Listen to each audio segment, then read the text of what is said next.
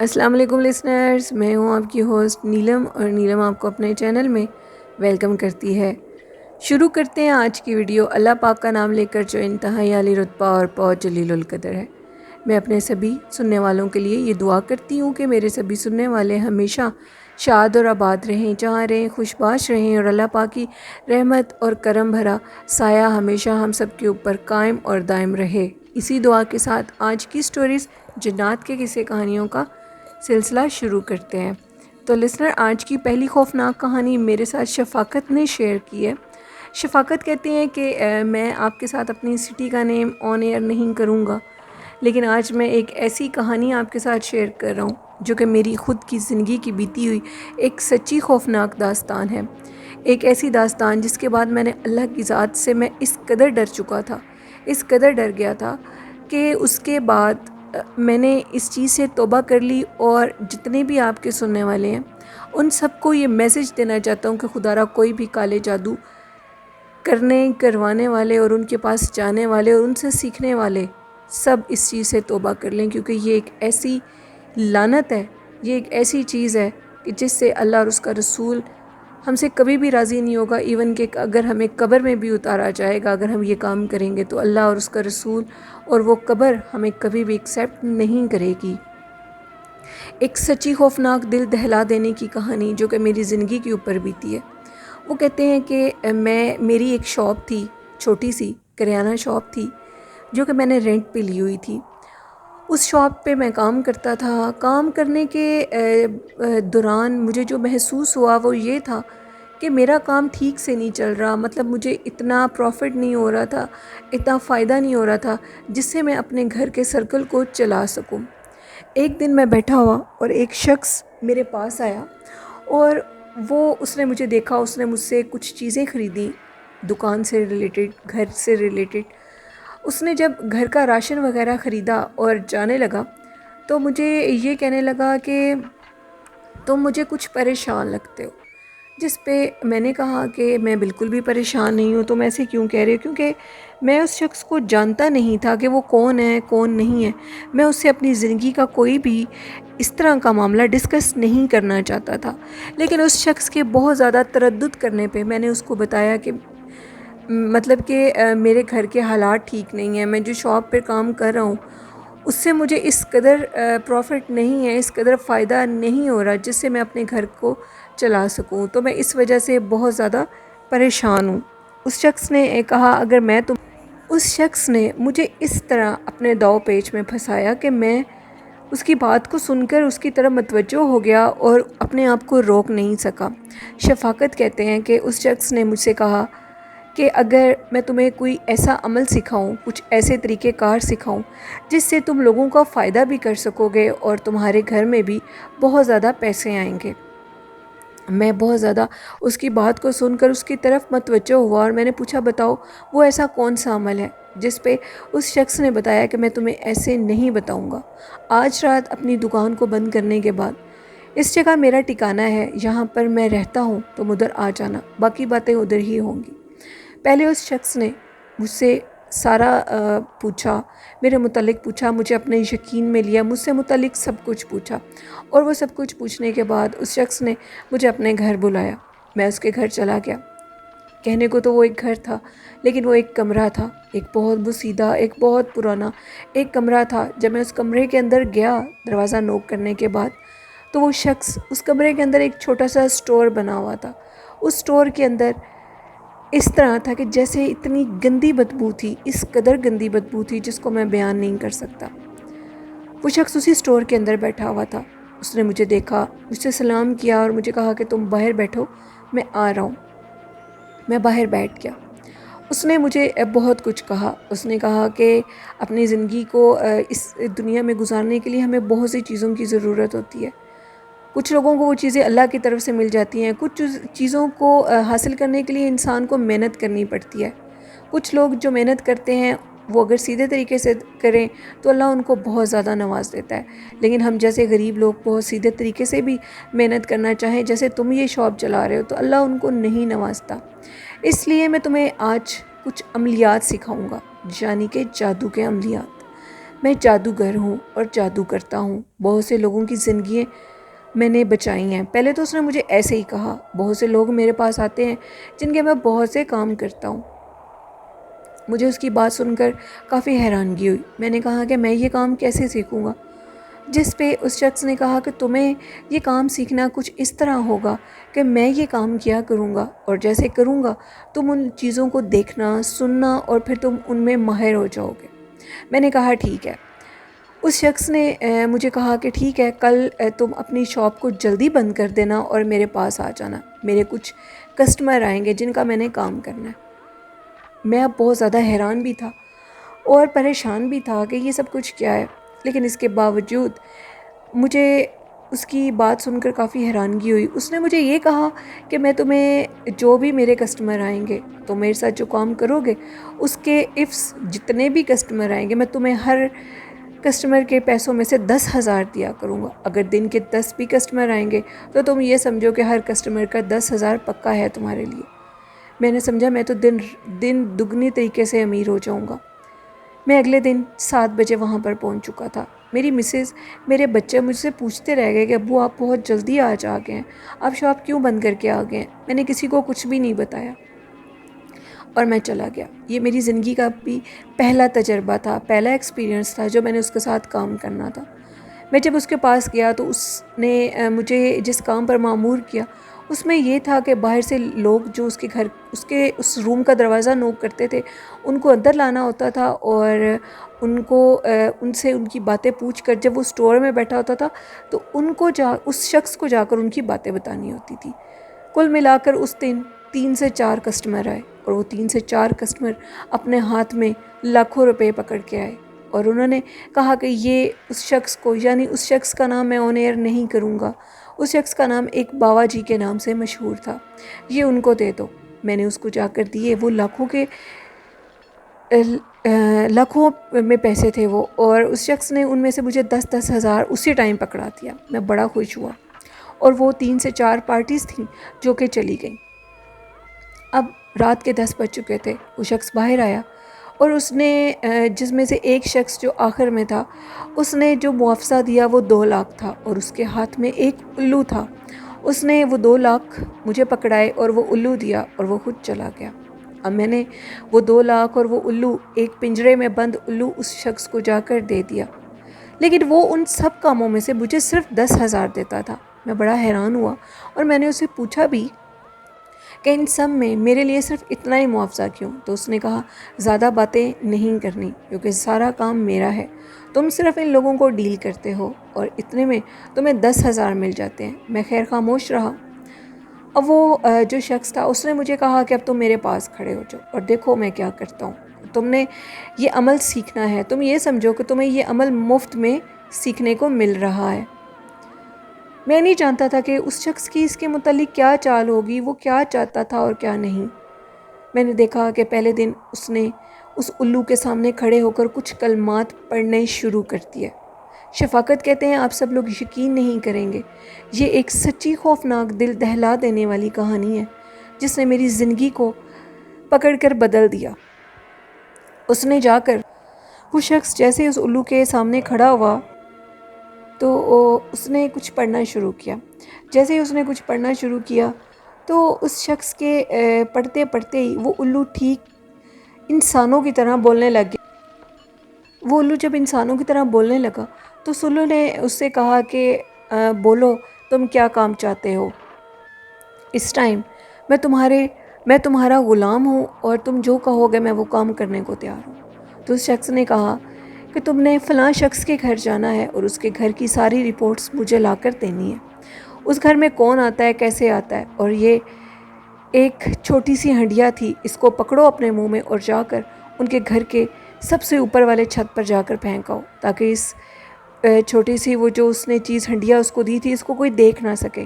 اس الو نے یہ کہا کہ جو حکم میرے آقا۔ اس نے وہ پوٹلی اٹھائی، وہ یعنی کہ ایک چھوٹی سی ہانڈی نما ایک پوٹلی تھی، اس کو اٹھایا اپنے منہ میں لے کر وہ الو وہاں سے غائب ہو گیا۔ یعنی کہ غائب اس صورت میں ہوا کہ اس سٹور کے اندر ایک ونڈو بنی ہوئی تھی اور اس ونڈو کا منہ کھلا تھا اور وہ وہاں سے اڑ کر باہر چلا گیا۔ وہ الو 4 دن واپس نہیں آیا۔ 4 دن اس شخص نے کہا کہ تم نے مجھ سے کچھ بھی نہیں پوچھنا، جو ہو رہا ہے اسے ہونے دو۔ اس نے مجھے کہا کہ 4 دن کے بعد تم دوبارہ ادھر آنا، اب جاؤ اور اپنی شاپ پر کام کرو۔ میرے پاس اتنے پیسے تھے کہ میں اپنی شاپ کو نہ کھولوں، لیکن میں نے کہا کہ ایکسٹرا کے پیسے ہیں، کیوں نہ میں اپنی شاپ کو بھی کھول لوں۔ میں نے جا کر اپنی شاپ کو کھول لیا۔ میں اب بہت خوش تھا، میں نہیں جانتا تھا کہ اس سے متعلق اس کا کیا کام ہے۔ 4 دن ہوئے، جیسے ہی 4 دن گزرے تو میں اس شخص کے پاس دوبارہ 7 بجے وہاں پر پہنچ گیا۔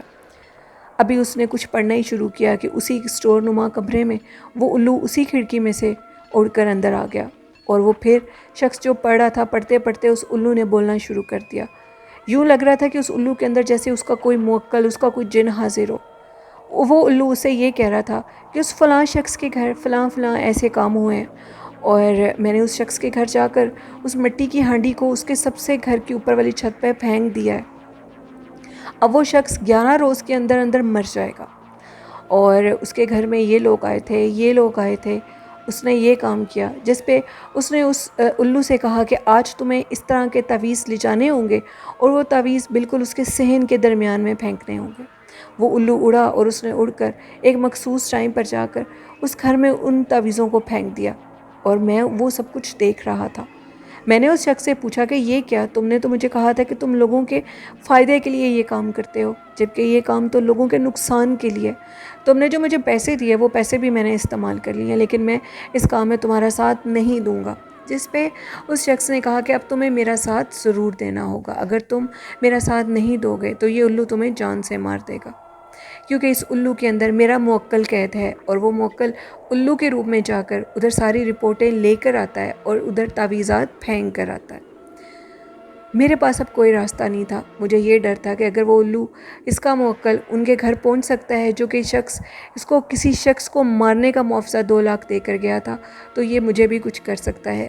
میں نے یہ سوچا کہ اس شخص نے جب اس الو کو اس کے اندر حاضری کرنی تھی موکل کی، تو اس نے مجھے کہا کہ کسی بھی صورت میں جب یہ الو ادھر اندر آ جائے گا تو تم نے اس کو باہر نہیں اڑنے دینا، کیونکہ اگر یہ باہر اڑ کر چلا جائے گا تو یہ الو مجھے نقصان دے سکتا ہے۔ میرے پاس اب اور کوئی چارہ نہیں تھا۔ میں نے یہ سوچا کہ کیوں نہ میں اس الو کو آزاد کر دوں۔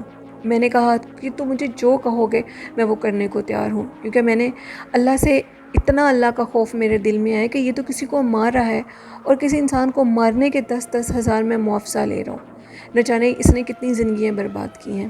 ایک دن اس نے مجھے کہا کہ رات کو ساری رات تم نے اس الو کا پہرا دینا ہے، اور اس کو کھلانے کے لیے شمشان گھاٹ سے مردوں کی ہڈیاں لے کر آنی ہے۔ وہ کہتے ہیں کہ جس سٹی میں، جس شہر میں میں رہتا ہوں، ادھر ایک بہت بڑا شمشان گھاٹ ہے، اور وہاں پہ بہت زیادہ کمیونٹی ہے ہندوؤں کی۔ وہاں پر باقاعدہ وہ اپنے مردوں کو چتا جلاتے ہیں ان کی۔ اب میں بہت زیادہ ڈر گیا تھا کہ میں ان مردوں کی ہڈیاں کس طرح لے کر آؤں اور کس طرح اس کو کھلاؤں۔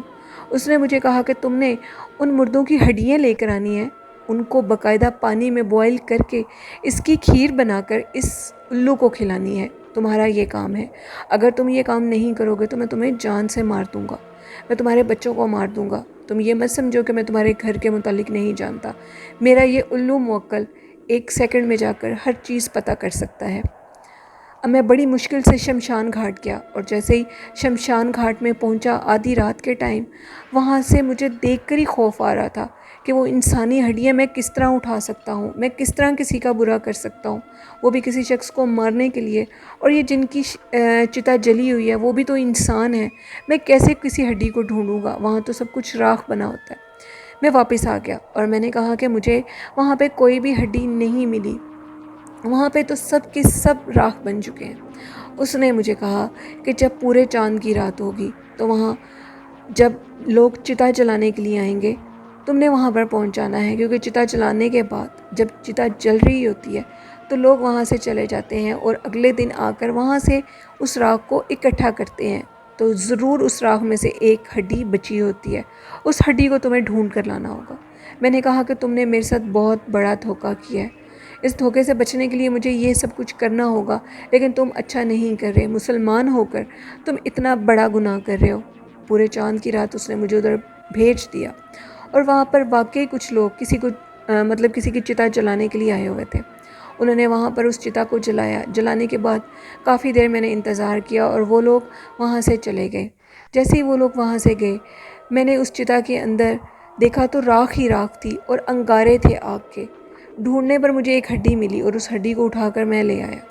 اٹھانے کے بعد میں نے اسی کے گھر میں اس ہڈی کو بوائل کیا. بوائل کرنے کے بعد اس ہڈی کو اس طرح اس پانی کے اندر مکس کیا کہ وہ ایک کھیر کی طرح بن گئی. ہڈیوں کی، انسانی ہڈیوں کا سوپ بن گیا. اس نے کہا کہ اس الو کو تمہیں یہ کھلانا ہوگا، یہ کھلانے سے اس کی طاقت اور زیادہ بڑھے گی. میں نے وہ اس کو کھلا دیا. کھلانے کے بعد اب میں نے یہ سوچا کہ جیسے ہی وہ شخص، وہ جادوگر ادھر سے جائے گا تو میں اس الو کو اسی کھڑکی میں سے آزاد کر دوں گا. میں نے جب یہ کوشش کی، میں نے اس الو کو آزاد کرنے کی کوشش کی، اس کے پنجرے کو کھولا تو اس الو نے باقاعدہ میرے اوپر آ کر حملہ کیا اور مجھے جان سے مارنے کی کوشش کی. اس نے جب میرے اوپر پہلا حملہ کیا تو اس کے جو پنجے تھے وہ میرے سینے کے اوپر لگے اور میرے سینے کے اوپر اتنے گہرے نشان بن گئے کہ میں زخمی ہو گیا. میں نے اس اسٹور نما کمرے کا دروازہ لاک کر لیا. میں نے کہا کہ آج جو ہوگا اسے ہونے دو.